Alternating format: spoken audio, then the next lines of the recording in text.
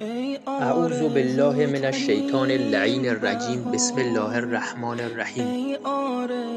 آیا دوست دارید که هیچ فقیر و گرسنه و عریان و مقروض و ستم دیده و اسیر و بیماری در روی کره زمین نباشه و هیچ جنگ و ظلمی در جهان نباشه و هیچ گمراه و گمراه کننده و مستضعف و کافر و ناصبی در دنیا نباشه و ریشه فقر و تبعیض و ظلم و بیماری و فساد و انحراف و گناه از روی کره زمین برچیده بشه و بالاتر از همه اینها کره زمین تبدیل به بهشت بشه؟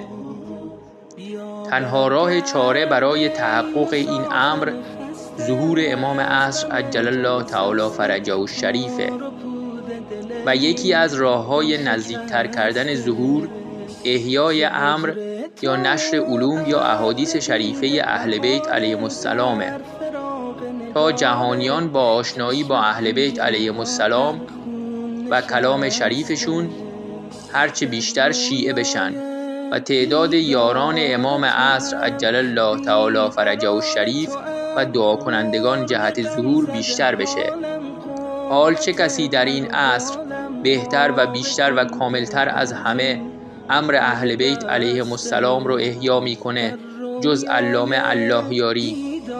پس کمک به علامه الله یاری یعنی کمک به امام عصر عجل الله تعالی فرجه الشریف و نزدیکتر کردن ظهور.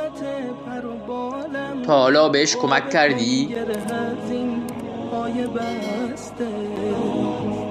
بر روزگار بی حبیب، بر روزگار بی حبیب، جانا تویی تنها طبیب، جانا تویی تنها طبیب.